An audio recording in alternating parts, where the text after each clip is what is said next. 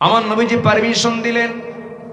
রাসূল বলছেন, যায়েদ যুদ্ধে যেতেছে, যখন যাও পরিবারের কাছ থেকে বিদায় নিয়ে আসো। রাসূল তো বুঝতে পেরেছেন বাঁচবে না। জাফর বিন আবু তালিবকে বলা হলো, জাফর তুমি চলে যাও। যায়েদ বিন আরিস বলেন, ইয়া রাসূলুল্লাহ আমি আর যাব কোথায়, আমার যাওয়ার জায়গা নাই, আমি যুদ্ধের প্রস্তুতি নিয়ে নিলাম। জাফরকে যখন বলা হলো, জাফর বিন আবু তালিব রাদিয়াল্লাহু তাআলা বলছেন, ইয়া রাসূলুল্লাহ আপনি যখন বলেছেন আপনার কথা আমি কেমন করে অমান্য করে আমি যাচ্ছি পরিবারের কাছ থেকে বিদায় নেওয়ার জন্য। চলে গেছেন পরিবারে, ঘরের মধ্যে ঢুকলেন, সন্তান দুইটা কোলের মধ্যে নিয়ে নিলেন। সামনে স্ত্রী এসে বসে পড়ল। তিনি অত্যন্ত মুস্কি হাসি মেরে স্বাভাবিকভাবে স্ত্রীকে সামনে রেখে বলছেন, স্ত্রী আমি তোমাকে দারুণ ভালোবাসি, আমি আমার পরিবারকে ভালোবাসি। যুদ্ধের ডাক চলে এসেছে, আমি যুদ্ধের ময়দানে যাচ্ছি, আমার জন্য দোয়া করো। মুতার যুদ্ধে অংশগ্রহণ করে যেন শহীদি দরজা পেয়ে আল্লাহর জান্নাতে যেতে পারি।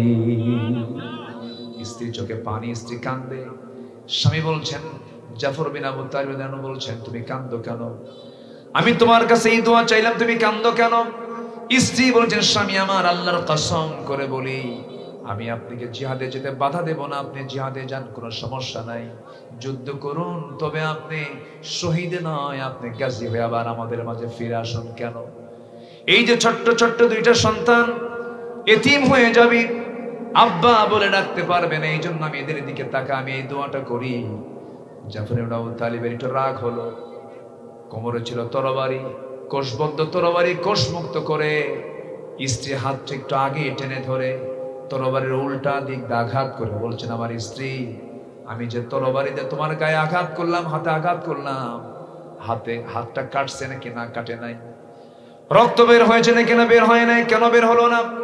আপনি আমাকে আঘাত করেছেন তরবারি দিয়া, কিন্তু উল্টা দিকে আঘাত করেছেন, এই জন্য কাটে নাই। এবার তিনি বলছেন, আমার স্ত্রী তুমি আমার জন্য যে দোয়াগুলো করছো এই দোয়াগুলো উল্টা দোয়া, এই দোয়া কবুল হবে না, কারণ আমি নিশ্চিত আমি আমার নাকের মধ্যে জান্নাতের ঘ্রাণ পেতেছি। আউযু বিল্লাহি মিনাশ শাইতানির রাজীম।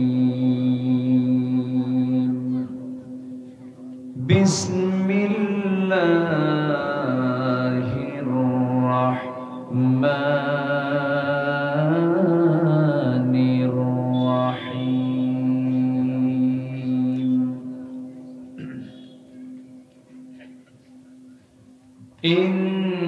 ইন্নামাল মুমিনুনা আল্লাযীনা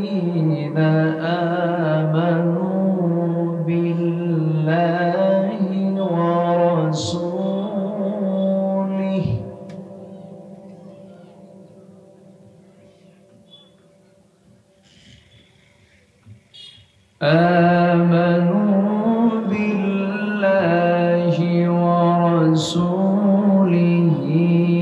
ثم لم يرتابوا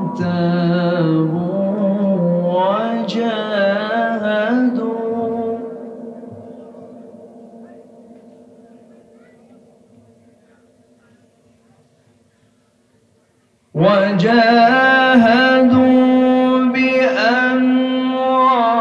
بأموالهم وأنفسهم في سبيل الله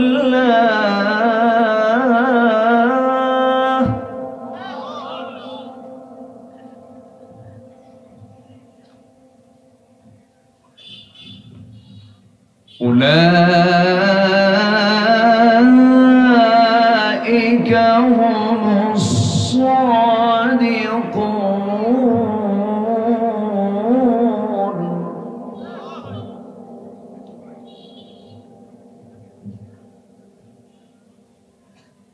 الله أكبر. بسم الله الرحمن الرحيم.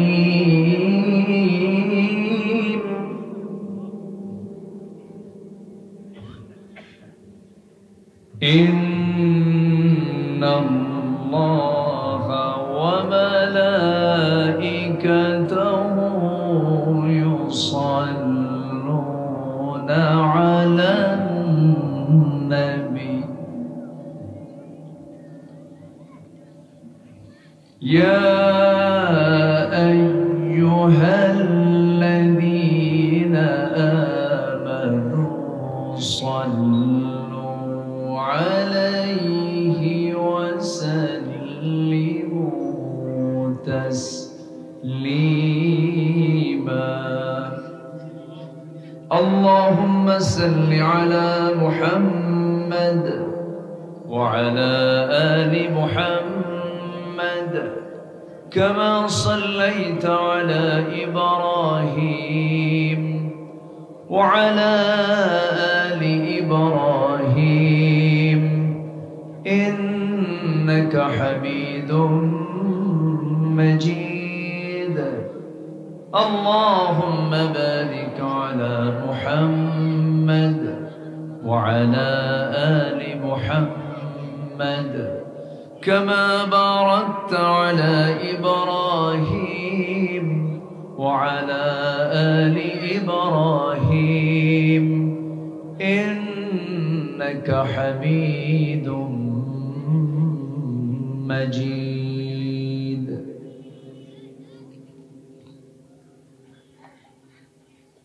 আমি কোরআনের সুর মাঝে শুনেছি যে নাম আজানের সুর মাঝেও শুনেছি সে নাম ও নাম শুনেছি আমি আমার হৃদয় হে রাসূল নবীজি তোমায়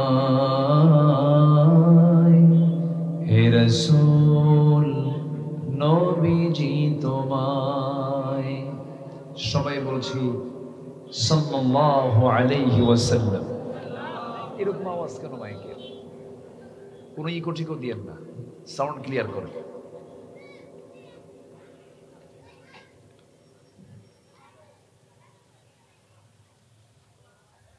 কিশোরগঞ্জের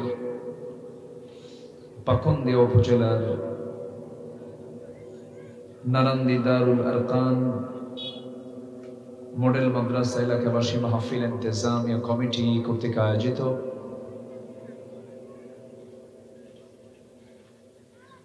জুমাবারে অনুষ্ঠিত প্রথম বার্ষিকী তাফসীরুল কোরআন মাহফিল 2024 আজকের এই মহৎ আয়োজনের সম্মানিত সুযোগ্য সভাপতি, আজকের প্রোগ্রামের বরেণ্য প্রধান মেহমান, ঐতিহ্যবাহী জামিয়া কাসিমিয়া কামিল মাদ্রাসার অনারেবল শাইখুল হাদিস মুহতারাম উস্তাজুল আসাতিজা শাইখ রফিউদ্দিন হাফিজাহুল্লাহ, আজকের মাহফিলের বরেণ্য অতিথি আইনজীবী জালালউদ্দিন সাহেব, আজকের এই প্রোগ্রামের বরেণ্য অতিথি কথা বলেছেন মাওলানা মুফতি রফিকুল ইসলাম, উপস্থিত হাজারাত উলামায়ে কেরাম, ফদলায়ে ইজাম, সুশীল সমাজ, জাতির শ্রেষ্ঠ সন্তান, শিক্ষক মণ্ডলী, জাতির বিবেক, সাংবাদিক বৃন্দ, সামনে উপস্থিত দূরে কাছের বিভিন্ন স্থান থেকে ছুটে আসা কালেমার ঝান্ডাবাহী, তাওহীদের পতাকাবাহী, দ্বীন ইসলামের নরসারদুল বীর মুজাহিদ, প্রাণ প্রিয় সম্মানিত দ্বীনী ভাইরা, আড়ালে বসে আছেন শ্রদ্ধেয়া সম্মানিতা মা বোনেরা, আলোচনার সূচনায় আনুষ্ঠানিকতার মধ্য দিয়ে আমার পক্ষ থেকে আবারও দিল খোলা সালাম, আসসালামু আলাইকুম ওয়া রাহমাতুল্লাহি তাআলা ওয়া বারাকাতুহু। সালামের জবাব একটু দুর্বল মনে হচ্ছে। আসসালামু আলাইকুম ওয়া রাহমাতুল্লাহ। সবাই কেমন আছেন? আমাকে প্রশ্ন করলেন, আল্লাহ তাআলা আমাকে আপনার মতোই আপনার কাতারেই রেখেছেন। বলছি আলহামদুলিল্লাহ। বিশেষ করে 5 অগস্টের পর থেকে একটু হলেও একটা স্বস্তির নিঃশ্বাস আমরা ফেলতে পারছি, বলি আলহামদুলিল্লাহ। সকল স্বাধীনতা নিশ্চিত করার আগে জাতিকে দিতে হবে আগে কথা বলার স্বাধীনতা, যেটা আমরা ইতিপূর্বে দীর্ঘ 16 বছর আমরা পাইনি। ফেরাউন পৃথিবীতে বেঁচে ছিল হলো 1600 বছর, আর এরা ছিল 16 বছর। সংখ্যার যে মিল হলো কেমনে বুঝলাম না। এমন একটি সুন্দর সময় আল্লাহ তাআলা আমাকে আপনাকে উপহার দিয়েছেন। মুক্ত মনে, মুক্ত চিন্তায় আমরা আসতে পেরেছি, বসতে পেরেছি কোরআনের ময়দানে। কালেমাতুশ শুকর আদায় করি, জোরালো কণ্ঠে বলে উঠছি আলহামদুলিল্লাহ। আবারও বলছি আলহামদুলিল্লাহ। চিৎকার মেরে বলছি আল্লাহুম্মা ইন্নী আসআলুকা আল হুদা ওয়াত তুকা ওয়াল আফাফা ওয়াল গিনা। সবাই বলি আল্লাহুম্মা আইন্নি আলা যিকরিকা ওয়া শুকরিকা ওয়া হুসনি ইবাদাতিকা। আমরা আল্লাহ তাআলার শুকর আদায় করে নিলাম। সময় খুবই অল্প, খুব অল্প সময় আমি পেয়েছি।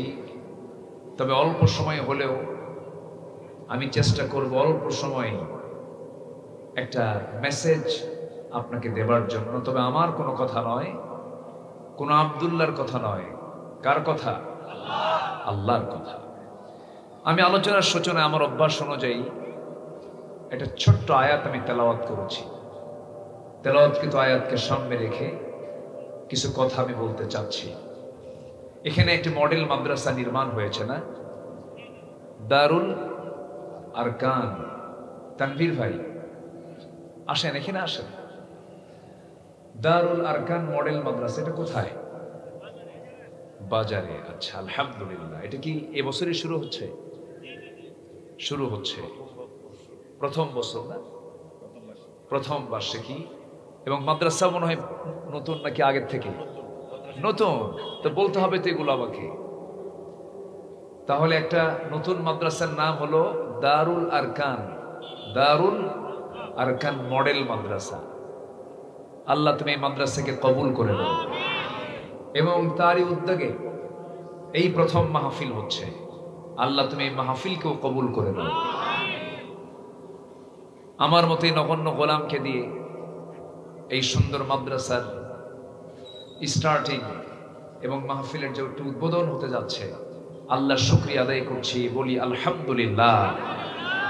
হয়তো 5 অগস্ট না আসলে এই দুটোই হতো না। আমরা একটা সুন্দর পরিবেশ ফিরে পেয়েছি। আল্লাহ তুমি মাদ্রাসাকে কবুল করো। মাদ্রাসা তখনই সামনের দিকে এগিয়ে যাবে যখন আপনার সন্তানকে মাদ্রাসায় দিবেন। সন্তানকে আপনি জজ বানান, কিন্তু হাফেজ জজ বানান। সন্তানকে আপনি এসপি বানান, হাফেজ এসপি বানান। সন্তানকে আপনি প্রশাসক বানান, কিন্তু হাফেজ প্রশাসক বানান। সন্তানকে আপনি এমপি বানান, হাফেজ এমপি বানান। সন্তানকে আপনি মন্ত্রী বানান, হাফেজ মন্ত্রী বানান। অন্তত এই পদে থেকে যার সিনার মধ্যে কোরআন থাকবে, ইলম থাকবে, অন্তত সে দুর্নীতি করবে না। বলি আলহামদুলিল্লাহ। আমার বিশ্বাস দারুল আরকান সামনের দিকে এগিয়ে যাবে। আমরা তার উত্তরোত্তর সমৃদ্ধি কামনা করি। আল্লাহ তুমি তাদের এই প্রতিষ্ঠানকে কবুল করো এবং এলাকাবাসীর উদ্যোগের এই মাহফিলকে তুমি আল্লাহ কবুল করো। জোরে বলি আমিন। সম্মানিত ভাইয়েরা, আমরা দুনিয়াতে একটা খুবই অল্প সময় নিয়ে এসেছি। অর্থাৎ আখিরাতের তুলনায় দুনিয়াটা এত অল্প সময়, এতটাই সীমিত সময় যা তুলনা করার মতো নয়।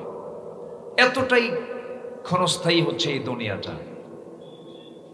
মরার পরই যে কাল আমার সামনে আসবে সেটা হচ্ছে পরকাল। আমরা আছি কোন কালে?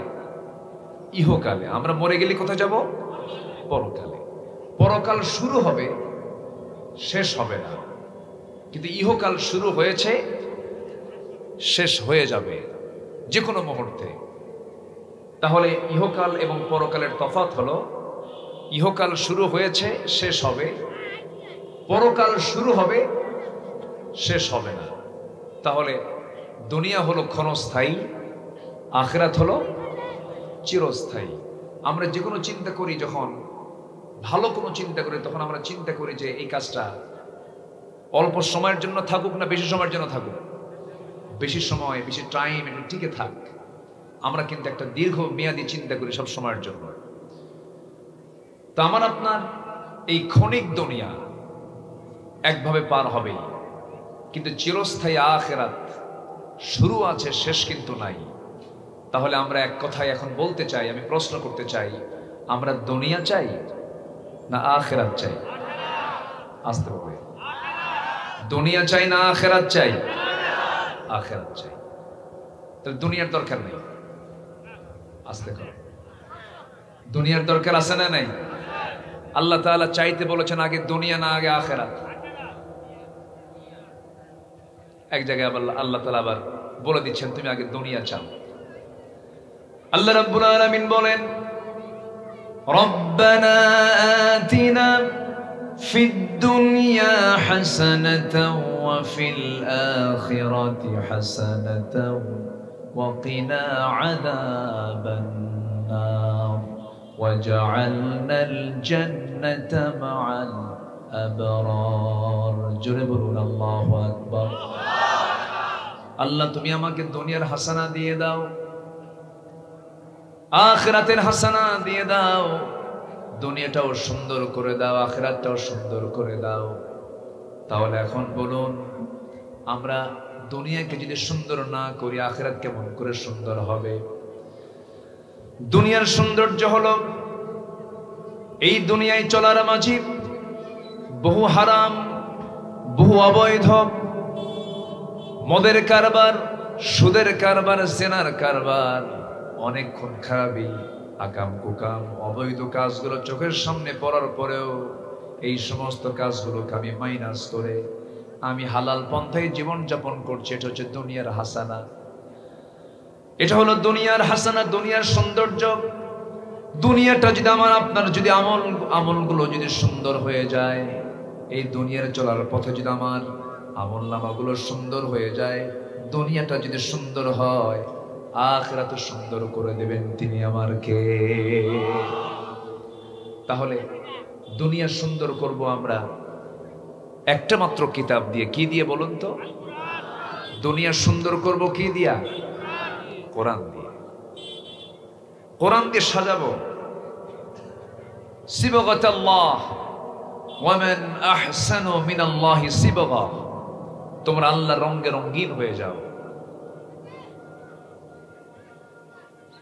এখানে আজান দিচ্ছে, একটু মাইকে মুখে দিলেও তো হতো মনে হয়। আচ্ছা, আজান হচ্ছে, আমরা আজানের জবাব সবার পক্ষ থেকে দু একজন দিলেই হয়ে যাবে, দিলেই হবে ইনশাআল্লাহ। আমি আমার কথা রেগুলার করছি, কেউ উঠবেন না, একটু দয়া করে বসুন। যে যেখানে আছেন একটু মেহেরবানি করে আমার কথার দিকে মনোনিবেশ করুন। তাহলে আমাদের মোটামুটি প্রস্তুতি নেওয়া দরকার দুনিয়ার না আখিরাতের? একটু জোরে বলবেন, দুনিয়ার না আখিরাতের? আখিরাতের প্রস্তুতি। কারণ আল্লাহ রাব্বুল আলামিন বলেছেন, ওয়ালাল আখিরাতু খায়রুল লাকা মিনাল উলা। আরেক জায়গায় বলছেন, ওয়াল আখিরাতু খায়রুন ওয়া আবকা। এই দুনিয়ার চাইতে আখিরাতটাই হলো শ্রেষ্ঠ এবং অবশিষ্ট, এবং আখিরাতই শ্রেষ্ঠ এবং এটাই থেকে যাবে। খায়রুন ওয়া আবকা। সম্মানিত ভাইয়েরা, তাহলে এই ক্ষণিক দুনিয়ায় জীবন চলার পথে যদি মেনে চলতেই হয়, আমরা কার বিধান মেনে চলব? আসতে বলবেন না, কার বিধান মেনে চলবো? আল্লাহর বিধানকে মেনে চলবো। তাহলেই আমরা শান্তি পাবো, ইহকালীন কল্যাণ নিশ্চিত হয়ে যাবে, পরকালীন নাজাতটাও নিশ্চিত হয়ে যাবে। শর্ত হচ্ছে জীবনের সকল জায়গায় আইন কানুন বিধি বিধান মেনে চলতে হবে কার?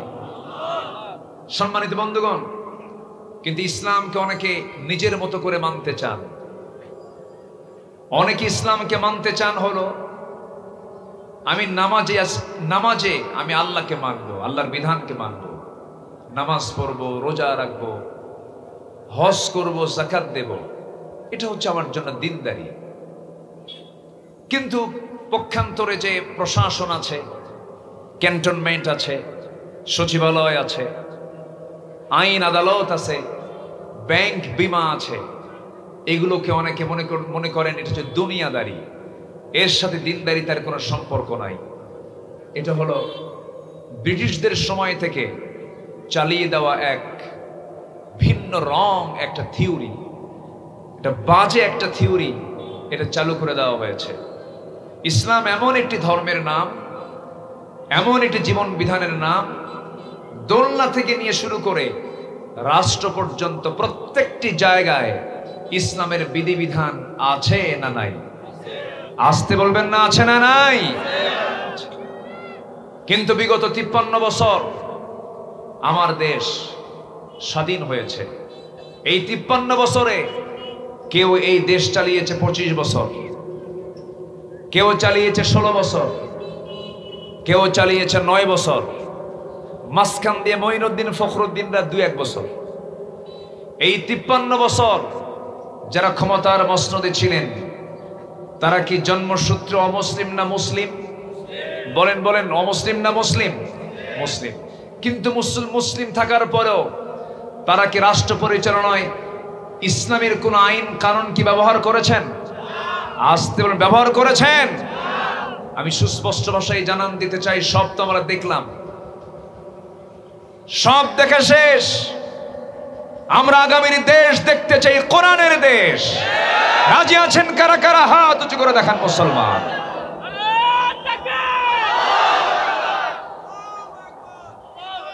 একবারই বললেন, আর একটু দেন,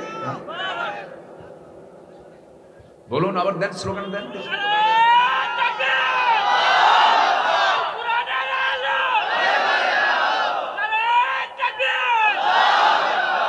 আল্লাহ কবুল করুন, আল্লাহ কবুল করুন, জোরে বলি আমিন। এই স্লোগান দেওয়া নিষিদ্ধ ছিল, স্লোগান দিতে দেয়নি। হুজুর ওয়াজ করবেন, কোনো আওয়াজ হবে না। আচ্ছা, আওয়াজ ছাড়া কি ওয়াজ হয়? যারা এই তাকবীরের স্লোগানকে যাদের কাছে জ্বালা যন্ত্রণার কারণ হয়, ভেবে নিতে হবে ওর মধ্যে ঈমানের ত্রুটি অবশ্যই আছে না নাই? আছে না নাই? আমরা যখন মারা যাই, আমাদের ভাই বোন ব্রাদার অনেকের মারা গেছে, আমরা যখন মারা যাব, আমি আপনিও চলে যাব, কাফনটা যখন সামনে রাখা হবে, কফিনটা যখন সামনে রাখা হবে, সেই সময় ইমাম সামনে দাঁড়াবেন। ইমাম সাহেব শুরু করবেন যে আওয়াজ দিয়ে, যে তাকবীর দিয়া, তার নাম কি বলেন? আরো জোরে। দ্বিতীয় তাকবীর কি? তৃতীয় তাকবীর কি? চতুর্থ তাকবীর কি? আচ্ছা, ইমাম যখন নামাজ শুরু করে তখন কি দিয়ে শুরু করে? রুকুতে যেতে কি বলে? সেজদায় যেতে কি বলে? আচ্ছা, নামাজে আল্লাহু আকবার, জানাজায় আল্লাহু আকবার। ইমাম যখন আযান দেয় তখন শুরু কি করে? আল্লাহু আকবার। তাহলে আযানে চলবে, নামাজে চলবে, জানাজায় চলবে, মাহফিলে তাকবীর চলবে না। এই জাতীয় যারা কথা বলে, আমার তো মনে হয় ওদের জানাজা পড়ারই দরকার নাই। সম্মানিত বন্ধুগণ, সম্মানিত ভাইয়েরা, সবচেয়ে চালাক লোক সেই মান আকিয়াসুন নাস ওয়া হাযামুন নাস ইয়া রাসূলুল্লাহ قال اكثركم ذكرا للموت واكثرهم استعدادا।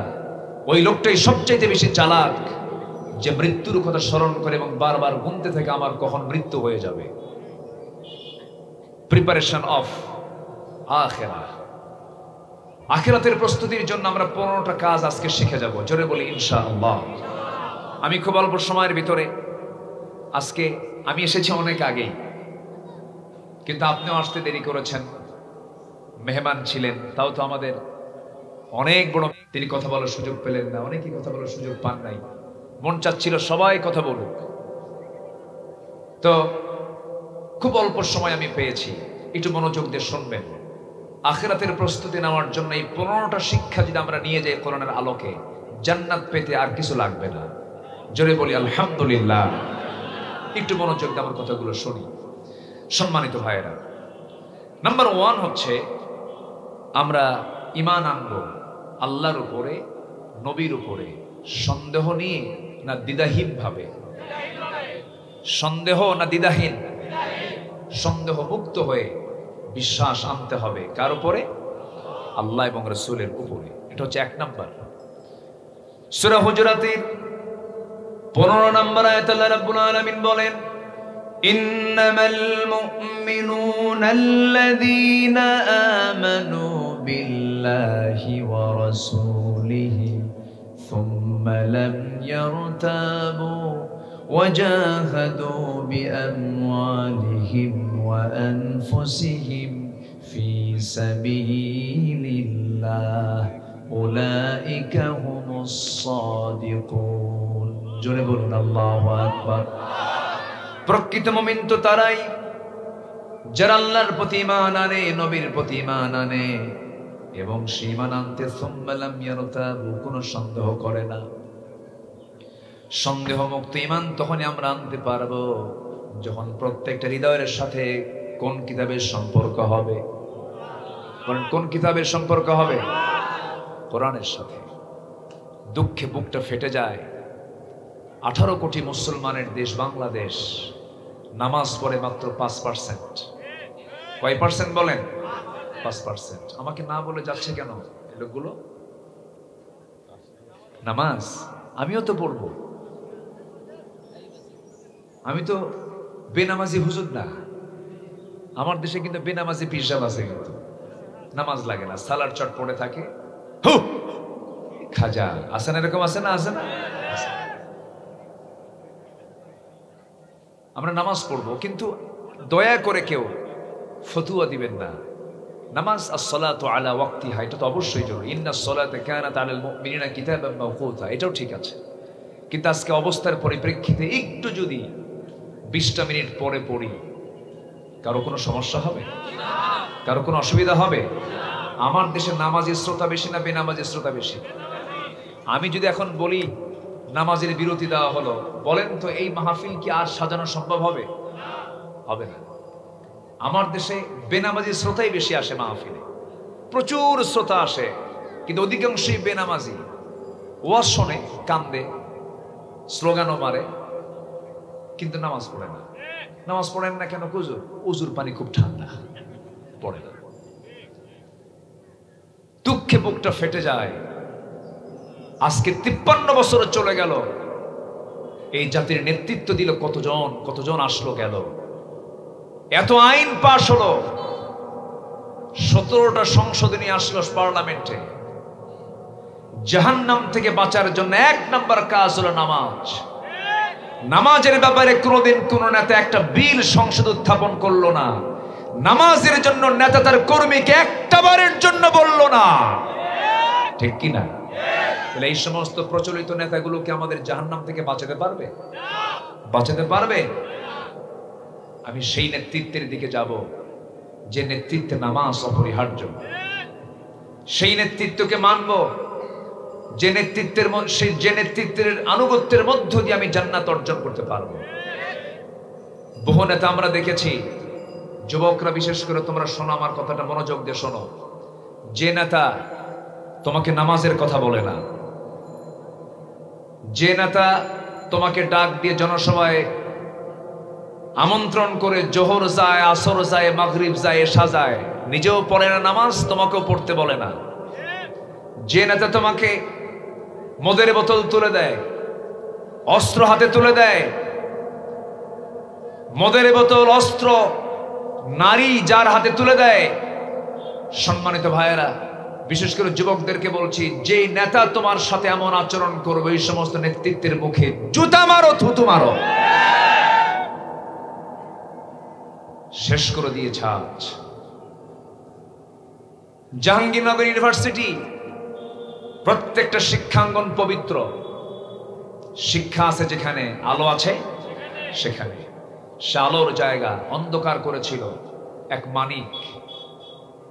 100 মেয়ের জীবন নাশ করে, 100টা ধর্ষণ পুরো করে সাংবাদিক ডেকে মিষ্টি বিতরণ করেছে এই মানিক। আজ পর্যন্ত তাদের কিন্তু কোনো শাস্তি হয়নি। এখন সময় এসেছে ওদের তালিকা করার। ওই সমস্ত কুলাঙ্গারদের ধরে ঝুলে মেরে রক্ত মাংস হাড় হাড্ডি কুত্তা বিলাই দিয়ে খাওয়ানো দরকার।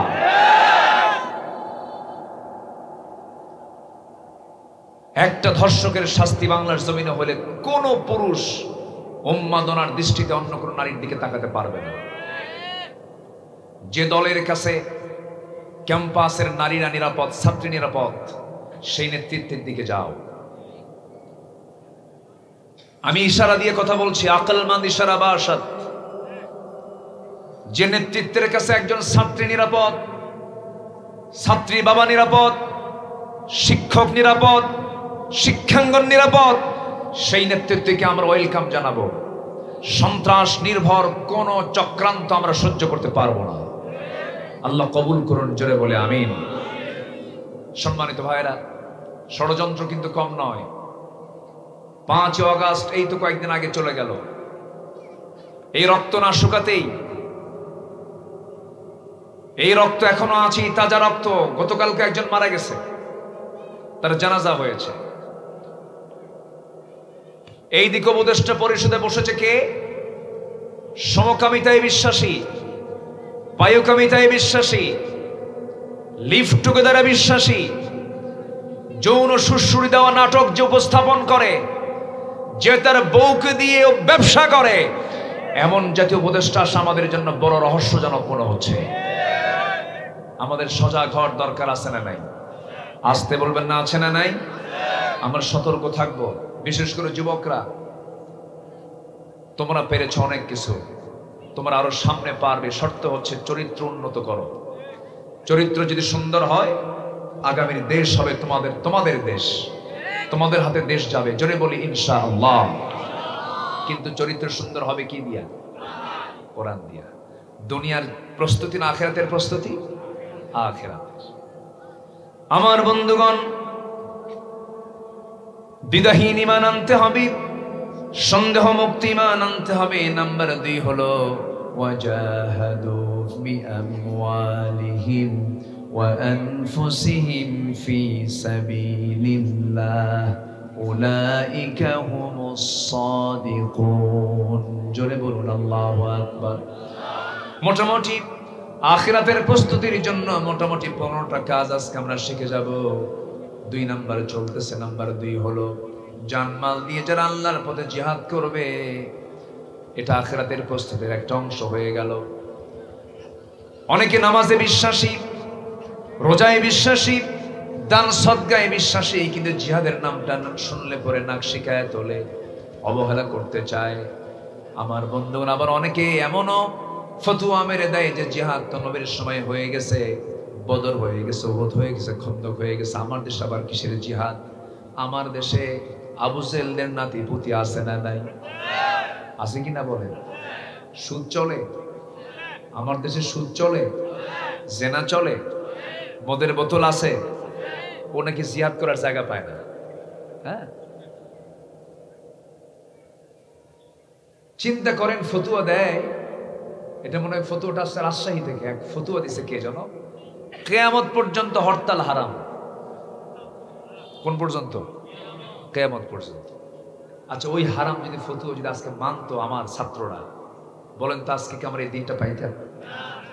হ্যাঁ, ফতুয়া দিল কিয়ামত পর্যন্ত হরতাল হারাম। সেই লোকগুলোই আবার 5 আগস্টের পরে যারা দেশের পরিবর্তন এনেছে তাদেরকে ফুলের তোড়া দিয়ে সম্বোধন জানালো। বলেন তো এই চরিত্র কি ইমানের চরিত্র না মুনাফিকি চরিত্র? বিগত 16 বছর এমন আলেম আমার দেশে আছে যাদের গায়ে মামলা তো দূরের কথা, একটা আঁচড় পর্যন্ত লাগে নাই। গণজাগরণ মঞ্চে গিয়ে বলেছে, আমি আমার জীবনের শ্রেষ্ঠ আমল করতে পেরেছি এই জায়গায় আসতে পেরে। তাহলে চিন্তা করুন, এই জাতীয় কথা বলার পরেও এই সমস্ত লোকগুলো আবার এই সময় এসে চোরের মায়ের বড় গলা, চোরের মায়ের বড় গলা।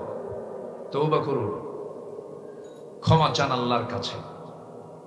মুনাফিকি চরিত্র বাদ দেন। আলেমের তালিকায় নাম আছে আপনার, আপনার উচিত তওবা করে ফিরে আসা।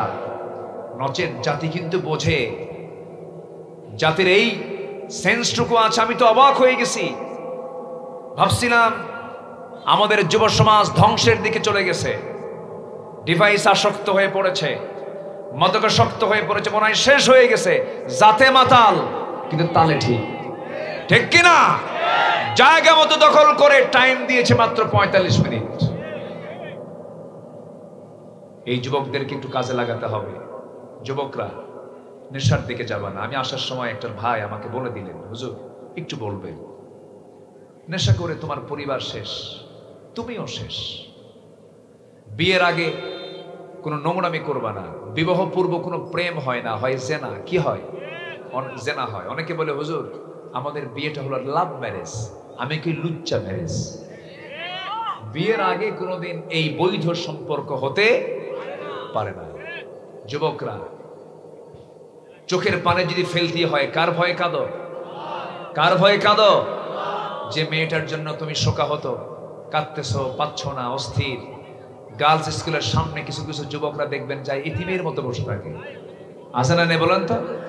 লাভ নাই, এগুলো লস প্রজেক্ট, এগুলোতে যেও না। তুমি অবৈধ নারী আসক্তিতে জীবনটা নষ্ট করো না। বিয়ে জায়েজ, সময় মতো করে ফেলো, রোজা রাখো, ধৈর্য ধরো, চরিত্রকে সুন্দর করো, নিজেকে প্রস্তুত করো। তোমার জন্য দুনিয়ার কল্যাণ হবে, আখিরাতের কল্যাণ হয়ে যাবে, মুক্তি হয়ে যাবে। আল্লাহু আকবার বলো। কোন নেশার দিকে যাবে না যুবকরা। নামাজ হতে হবে কয় ওয়াক্ত? তোমাদের আরেকটা দায়িত্ব দিয়ে দেই, যেহেতু গ্রাম ভিত্তিক মাহফিল, এই গ্রাম কি নাম গ্রামের? নারান্দি, পশ্চিম পাড়া। এই গ্রামের মাতব্বর আছে না নাই? আচ্ছা, যিনি মাতব্বর আছেন আলহামদুলিল্লাহ, থাকুন, সমস্যা নাই। যুবকরা তোমরা বলবা, চাচা যদি নামাজ পড়েন ভালো কথা, তার নেতৃত্ব আপনি মানবেন। চাচা আপনি মাতব্বর, আপনার নামাজ পড়া দরকার। আমি কিন্তু কেউ আমাকে বলে দেয়নি, আবার এটা ভুল বুঝবেন না, আমি আমার মতো করেই বলছি। আপনি নামাজ পড়ুন, নামাজ পড়বেন, আপনার মাতব্বরি মানবো। নামাজ পড়বেন না, মাতব্বরি মানতে আল্লাহ মানা করে দিয়েছেন। আসতে কোন কেন? আল্লাহর দিকে গড়ায় দিবেন। কার দিকে গড়ায় দিবেন? আল্লাহর দিকে। আল্লাহ মানতে মানা করেছে। এবং গ্রামের ভিতরে যুবকরা তালিকা করো, কোন ঘরের মেয়েটা ষোড়শী মেয়ে, ইয়াং মেয়ে, কোন নারীটা অর্ধলগ্ন পোশাক পরে সেজে সুজে চুলের খোপা ছেড়ে দিয়া পরিবার সমাজকে ধ্বংস করার জন্য অর্ধলগ্ন পোশাক পরে বাইরে বের হয়। তাদের তালিকা করে পরিবারে গিয়ে বলো যে আপনার মেয়ের কারণে আমাদের চোখ নষ্ট হয়, সমাজের পরিবেশ নষ্ট হয়ে যাচ্ছে। যুবকরা তোমরা যদি সতর্ক হও, সমাজ জান্নাতের টুকরা হয়ে যাবে। নিজে নামাজ পড়ো। মসজিদ আছে না নাই? আসতে বলে মসজিদ আছে না নাই? দেখি আমরা আবাদি রাখবো না অনাবাদি রাখবো? আবাদ কাকে বলে? আবাদ কি বলেন? ফজরের মুসল্লি হচ্ছে আসল মুসল্লি, জোহর আসরের মুসল্লি আর জুমার মুসল্লি আসল না। আসল মুসল্লি কিসের? আরো জোরে বলেন কিসের? ফজর। একটা আদর্শ গ্রামের পরিচয় হলো ফজরে মুসল্লি বেশি হবে না জোহরে মুসল্লি বেশি হবে? ফজর। গুনে গুনে ফজরের মুসল্লি খুঁজে পায় মোটে 4 জন। 4 জনই বুড়া। 4 জন কি বুড়া। যখন বলা হয় চাচা মসজিদে কেন, কে বাবা বুড়ি নাই তো কি করবো, আসছি মসজিদ। মানে বুড়ি থাকলে আর আসতো না। আমরা এই দৃশ্য আমরা দেখতে চাই না। আপনার গ্রাম ঠিক হবে, আপনার সমাজ ঠিক হবে, আপনার এলাকা ঠিক হবে, বিপ্লব হয়ে যাবে। আগামীর দেশ আমরা দেখতে চাই ইসলামের দেশ। যুবকরা প্রস্তুতি নিয়ে নাও, আল্লাহ কবুল করুন, জোরে বলি আমিন। সবাই নামাজ পড়তে রাজি আছেন তো? সম্মানিত ভাইরা, ওয়াজাহাদু বিআমওয়ালিহিম ওয়া আনফুসিহিম, জিহাদ করতে হবে। নাম্বার 2, মাল দিয়ে এবং জান দিয়ে। কার পথে? আল্লাহর পথে। যেমনটি করে সাহাবে কেরাম করেছেন, আল্লাহর নবীরা করেছেন। আহারে, নবী শুধু ডাক দিয়েছেন, ডাক দিতে দেরি, যেতে দেরি হয়নি। আমার নবীজি কোন এক যুদ্ধের ময়দানে যাওয়ার জন্য নিজেই প্রিপারেশন নিচ্ছিলেন, কিন্তু মদিনার কিছু মুনাফিক, মদিনার আশপাশে থাকা কিছু ইহুদিদের ষড়যন্ত্রের কারণে যেতে পারলেন না। আমার নবীজি বলে ফেলেন, সাহাবীরা, এই যুদ্ধের ময়দানটা কণ্টকে কীর্ণ ময়দান, এই যুদ্ধে আমার যাওয়ার বড় শখ ছিল, আমি যেতে পারতেছি না, তবে আমি এই যুদ্ধের সেনাপতি নিযুক্ত করে দিচ্ছি। কারা কারা যুদ্ধে যাবে বলো? সামনে 3000 সাহাবী দাঁড়ায় গেলেন। কয় হাজার বলেন? 3000।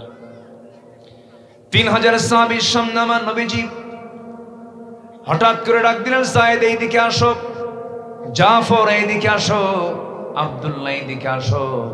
3 জনকে লাইন করে দাঁড়ায় দিয়ে বলছেন, সাহাবীরা, মুতার যুদ্ধের ডাক এসেছে, আমি আমার পালক পুত্র যায়েদকে 1 নম্বর সেনাপতি বানায় দিলাম, জাফর তোমাকে 2 নম্বর বানায় দিলাম, আব্দুল্লাহ তাকে 3 নম্বর বানায় দিলাম। সাহাবীরা তোমার তাদের নেতৃত্ব মানবে।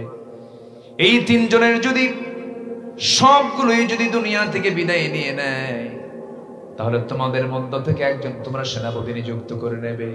মানে নবীর কথার মধ্যে একটা গন্ধ চলে এসেছে, 3 জনই শহীদ হয়ে যাবেন। 3 জন সেনাপতি সন্তুষ্ট, কিন্তু মুনাফিকরা পিছন দিক থেকে পেঁচ লাগায় দিয়া কানের মধ্যে ঢুকায় দিচ্ছে, 3 জন কি শোনো, যুদ্ধে যেও না, যুদ্ধে গেলে মারা যাবে। কিন্তু রাসূল 3 জন সেনাপতি নিযুক্ত করেছেন, মানে তোমরা 3 জনের কেউ বাঁচবে না।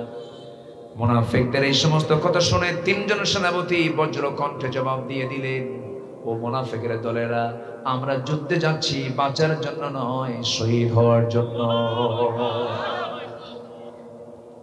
আমার নবীজি পারমিশন দিলেন। রাসূল বলছেন, যায়েদ, যুদ্ধে যেতেছি যখন যাও, পরিবারের কাছ থেকে বিদায় নিয়ে আসলে। রাসূল তো বুঝতে পেরেছেন বাঁচবে না। জাফর বিন আবু তালিবকে বলা হলো, জাফর তুমি চলে যাও। যায়েদ বিন আরিস বলেন, ইয়া রাসূলুল্লাহ, আমি আর যাব কোথায়? আমার যাওয়ার জায়গা নাই, আমি যুদ্ধের প্রস্তুতি নিয়ে নিলাম। জাফরকে যখন বলা হলো, জাফর বিন আবু তালিব রাদিয়াল্লাহু তাআলা বলছেন, ইয়া রাসূলুল্লাহ, আপনি যখন বলেছেন, আপনার কথা আমি কেমন করে অমান্য করে আমি যাচ্ছি পরিবারের কাছ থেকে বিদায় নেওয়ার জন্য। চলে গেছেন পরিবারে, ঘরের মধ্যে ঢুকলেন, সন্তান 2টা কোলের মধ্যে নিয়ে নিলেন। সামনে স্ত্রী এসে বসে পড়ল। তিনি অত্যন্ত মুস্কি হাসি মেরে স্বাভাবিকভাবে স্ত্রীকে সামনে রেখে বলছেন, স্ত্রী, আমি তোমাকে দারুণ ভালোবাসি, আমি আমার পরিবারকে ভালোবাসি, যুদ্ধের ডাক চলে এসেছে, আমি যুদ্ধের ময়দানে যাচ্ছি, আমার জন্য দোয়া করো। মুতার যুদ্ধে অংশগ্রহণ করে যেন শহীদি দরজা পেয়ে আল্লাহর জান্নাতে যেতে পারি। স্ত্রী চোখে পানি, স্ত্রী কান্দে। স্বামী বলছেন, জাফর বিন আবু তালিব বলছেন, তুমি কান্দো কেন? আমি তোমার কাছে এই দোয়া চাইলাম, তুমি কান্দো কেন? স্ত্রী বলছেন, স্বামী আমার, আল্লাহর কসম করে বলি, আমি আপনাকে জিহাদে যেতে বাধা দেব না, আপনি জিহাদে যান, কোনো সমস্যা নাই, যুদ্ধ করুন, তবে আপনি শহীদ নয়, আপনি গাজী হয়ে আবার আমাদের মাঝে ফিরে আসুন। কেন? এই যে ছোট্ট ছোট্ট 2টা সন্তান এতিম হয়ে যাবে, আব্বা বলে ডাকতে পারবে না, এই জন্য আমি এদের দিকে তাকা, আমি এই দোয়াটা করি। জাফর ইবনে আবু তালিবের একটু রাগ হলো। কোমরে ছিল তরবারি, কোষবদ্ধ তরবারি, কোষমুক্ত করে স্ত্রী হাতটা একটু আগে টেনে ধরে তরবারির উল্টা দিক আঘাত করে বলছেন, আমার স্ত্রী, আমি যে তরবারিতে তোমার গায়ে আঘাত করলাম, হাতে আঘাত করলাম, হাতটা কাটছে নাকি না কাটে নাই? রক্ত বের হয়েছে নাকি না বের হয় নাই? কেন বের হলো না? আপনি আমাকে আঘাত করেছেন তরবারি দিয়া, কিন্তু উল্টা দিকে আঘাত করেছেন, এজন্য কাটে নাই। এবার তিনি বলছেন, আমার স্ত্রী, তুমি আমার জন্য যে দোয়াগুলো করছো, এই দোয়াগুলো উল্টা দোয়া, এই দোয়া কবুল হবে না, কারণ আমি নিশ্চিত আমি আমার নাকের মধ্যে জান্নাতের ঘ্রাণ পেতেছি। আমার আগে একজন সেনাপতি, পরে একজন সেনাপতি, আমি নিশ্চিত শহীদ হয়ে যাব। এই কথা বলেই পরিবার থেকে তিনি বের হয়ে এটা দৌড় মারলেন। কিতাবে এসেছে, সিরাত গ্রন্থে এসেছে, জাফর ইবনে আবু তালিবের 2 কলিজার টুকরা সন্তান পিছন দিক থেকে দৌড়ায় আর আব্বা আব্বা বলে ডাকে, কিন্তু একটা বারের জন্য জাফর পিছনের দিকে ফিরে তাকান নাই। ইসলাম তেমনি এমনি আসে নাই। সুন্দরী নারী বাসর ঘর ছেড়ে দিয়া তারা জিহাদে চলে গেছেন। আল্লাহু আকবার বলেন। আব্দুল্লাহ বিন রাওহার ঘটনা তাই। দুপুরবেলা বিয়ে করেছেন, রাতের বেলা বাসর ঘর, যুদ্ধের ডাক চলে এসেছে, বিদায় নেওয়ার জন্য এসেছেন। ঘরের মধ্যে ঢুকছেন না, হাতে রং লাগানো, ঘরটা সাজানো, বিছনা সাজানো, নতুন স্ত্রী ঘরের মধ্যে না ঢুকে বাহির থেকে দরজার শিকল বাইরের দিকে লাগায় দিয়ে বলছে, বউ আমার, শুধু আগটা হয়ে গেছে, ইজাব কবুল হয়ে গেছে, কিন্তু তোমার সঙ্গে আমার সহবাসের সুযোগ নাই। আমি তোমার সঙ্গে দেখা করতে আসিনি, শুধু বিদায় নেওয়ার জন্য একটু কথা বলতে এসেছি। আমাকে দেখতে পারবে না, দেখতে গেলে প্রেম নিবেদন হয়ে যাবে, সময় চলে যাবে, জিহাদে যেতে দেরি হয়ে যাবে। আমার জন্য দোয়া করো, মুতার যুদ্ধে যেন আমি শহীদ হয়ে আল্লাহর জান্নাতে যেতে পারি। স্ত্রীকে দেখে বলছেন, স্বামী আমার, আল্লাহর কসম করে বলি আমি আপনার সময় ক্ষেপণ করব না, কিন্তু একটা বারের জন্য আমাকে দেখার সুযোগ দিয়ে দেন। আমি যেন একটা বার আপনাকে দেখতে পারি, নয়ন ভরে যেন চিনে নিতে পারি। হাসরের ময়দানে অসংখ্য লোকের মাঝে আপনি আমার স্বামী ছিলেন, আমি যেন আপনাকে এইভাবে চিনতে পারি, এই জন্য আমি আপনাকে দেখতে চাই। এবার আব্দুল্লাহ বিন রাওহা বলছেন, তুমি যদি আমার জীবনের একমাত্র স্ত্রী হও এবং তোমার জীবনের আমি যদি একমাত্র স্বামী হয়ে থাকি, সর্বশেষ স্বামী যদি আমি তোমার জীবনের হয়ে থাকি, তোমার সঙ্গে আমার সঙ্গে সাক্ষাৎ করে দেওয়ার দায়িত্ব আরশের মালিক আল্লাহ নিজে নিয়ে নিবে। দেখা পর্যন্ত করলেন না, ফিরে আসলেন, যুদ্ধে ঝাঁপিয়ে পড়লেন। তিনজন সেনাপতি দুনিয়া থেকে বিদায় নিলেন। সর্বশেষ সেনাপতি আব্দুল্লাহ বিন রাওহা। কাফেররা তার ডান হাত মেরে দিয়েছিল তরবারি, ছিটকে পড়ে গেছে। বাম হাতে কালিমার ঝান্ডা তুলে নিয়েছেন।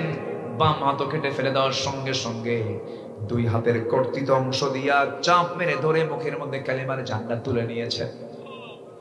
ডান পা বাম পা কেটে ফেলে দিয়েছে, মস্তকটা ছিটকে পড়ে গেছে, কিন্তু একটা বারের জন্য কালিমার ঝান্ডা জমিনে ফেলতে দেন নাই, কামড় মেরে ধরে আছে। দূর থেকে 4 নম্বর সেনাপতি খালিদ বিন ওয়ালিদ দূর থেকে দেখেন কে যেন কালিমার ঝান্ডাটা ধরে আছে। কাছাকাছি চলে গেলেন, কেউ ধরে নাই। আব্দুল্লাহ বিন রাওহা কামড় মেরে আসমানমুখী হয়ে ধরে আছে। টান দিলেন কালিমার ঝান্ডাটা, কিন্তু ঝান্ডা মুখ থেকে বের হয় না।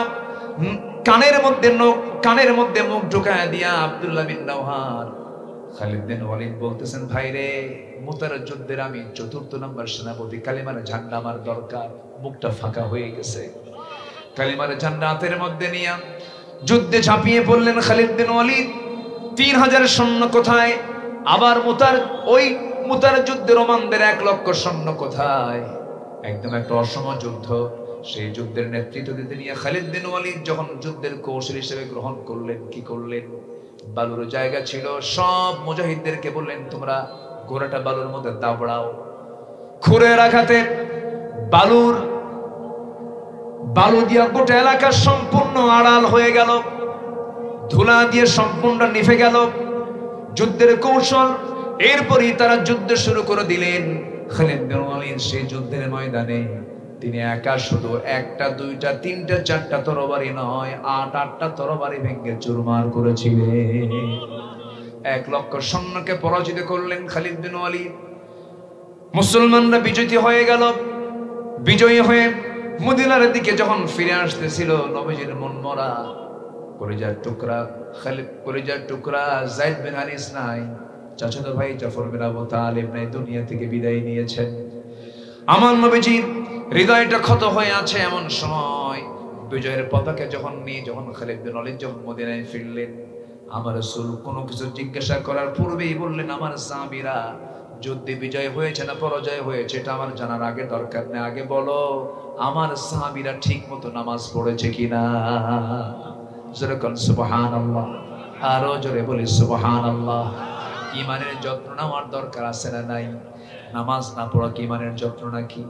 জীবনে 1 ওয়াক্ত নামাজ ছাড়বো না কারা কারা একটু হাত তুলে দেখান তো দেখি। জোরে বলি আল্লাহ, আরো জোরে বলি আল্লাহ। আমাদেরকে 5 ওয়াক্ত সালাত আদায় করার তৌফিক তুমি আল্লাহ দিয়া দাও। জোরে বলি আমিন, আরো জোরে আমিন, আরো জোরে আমিন। হাত নামান। কষ্ট পাচ্ছেন মনে হয়, কষ্ট পাচ্ছেন না তো? নাম্বার 3 হলো তাকওয়া অর্জন করা। নাম্বার 4 হলো ন্যায় প্রতিষ্ঠা করা। নাম্বার 5 হলো দ্বীনের সঠিক ইলম অর্জন করা। নাম্বার 6 হলো অধিক সংখ্যক নেক আমল করা। নাম্বার 7 হলো ধৈর্য ধারণ করা। নাম্বার 8 হলো আল্লাহর উপর ভরসা করা। নাম্বার 9 হলো দুনিয়াবি ভোগ বিলাসী নিমগ্ন না হয়ে আখিরাতের আবাসকে মূল লক্ষ্য হিসেবে গ্রহণ করে স্থির করা। নাম্বার 10 হচ্ছে নিজকে এবং পরিবারকে জাহান্নামের আগুন থেকে বাঁচানো। এই হচ্ছে আখিরাতের প্রস্তুতি। কিসের প্রস্তুতি বলেন? আখিরাতের প্রস্তুতি। নাম্বার 11 হলো তওবা করা। কি করা বলেন তো? আমার দেশের এক নেতা কয়েকদিন আগে বলছে, আমি কোনোদিন আমিন কই না, কারণ আমার কোনো গুনাই নাই। কইছেন একজন, কইছেন এগুলো বেকুব, এগুলো হ্যাঁ কইছে আমি আমিন কই না। কেন? আমার তো কোনো গুনাই না, হুজুরা খালি আমিন কয় আমিন কয়, আমি কোনো আমিন কই না। অথচ রাসূল বলেছেন তুবু ইলাল্লাহ ফাইন্নী আতুবু ফিল ইয়াউমি 100 মাররা। তোমরা তওবা করো, আমি রাসূল দিনে 100 বারেরও বেশি বার তওবা করি। রাসূল তওবা করেন 100 বারের বেশি বার। আর লতিফ সিদ্দিকী কি কয়? আমার কোনো গুনাহ নাই। অথচ আল্লাহ তাআলা বলেন ওয়াস্তাগফিরহু ফাসাব্বিহ বিহামদি রাব্বিকা ওয়াস্তাগফিরহু ইন্নাহু কানা তাওয়াবা। বুঝতেছে এখন কি দাপট দেখাইছে। বিশাল সম্পত্তির পাহাড়, লাভ কি হলো? বেক্সিমকো গ্রুপ এত কিছু দখল করলো, হলমার্ক, দেশের ব্যাংক লুটপাট করলো, সব করলো, হলো না তো। শেষ পর্যন্ত দাড়ি কাটার চেষ্টা কইরাও দাড়ি কাটলো, মাথার চুল কালো বানালো, পাঞ্জাবি খুইলা গেঞ্জি পরলো, পায়জামা খুইলা লুঙ্গি পরলো, রাতের আধারে নৌকায় চললো, বন্ধু একখান সাথে নিয়ে চলে গেল, নৌকার ভিড়ল না, ধরে ফেলছে কোস্টগার্ড। আইনমন্ত্রীকে ধরে বলে, স্যার চলেন, আপনাকে চিনতে পারছে, আপনাকে এখন থানায় স্বাগত, চলেন। বলে আমি একা যাবো কেন, আমি তো জামাতের সাথে আসছি। কিসের সাথে আসছে? কে আপনার সাথে? কে আসছে? ওই যে বসে আছে, কে চিনি না তো, কে ভালো করে দেখো, কে মাথার চুল তো কালো, মুখে দাড়িও নাই, লোকটা কে? কে ভালো করে দেখো, ওটাই দরবেশ। বুঝলেন? যারা জমিনে ফাসাদ সৃষ্টি করবে, আল্লাহ বলেছেন লানাহুমুল্লাহু ফিদ দুনিয়া ওয়াল আখিরা। যারা জমিনে ফাসাদ সৃষ্টি করবে, আমি আল্লাহ তাদের দুনিয়া এবং আখিরাতে লাঞ্ছিত করব, লানত করব। আল্লাহু আকবার বলেন। আল্লাহ উলঙ্গ করে দিয়েছেন, আল্লাহ ল্যাংটা করে দিয়েছেন, ঠিক কি না? আল্লামা সাইদি কত আগে বলেছেন, 12 কোটি মানুষ গাছের গোড়ায় নাড়া দেবে, মামুবাড়ি দিল্লি গিয়ে পড়বে। সোজা কোথায় গিয়ে পড়ছে? একজন ত্রিপুরা হয়ে দিল্লি যাইতে চাইছিল, ত্রিপুরা হয়ে সিলেটে গিয়ে আটকা খাইছে, কালামানিক, আর যেতে পারেনি। সিলেটবাসী একদম মোটামুটি ভালো আপ্যায়ন করেছে, মেহমানদারি, একদম বিসি শুদ্ধ আউট করছে। এই বেয়াদব 116 জন আলেমের তালিকা করেছিল, এর মধ্যে আমার নামটা ছিল।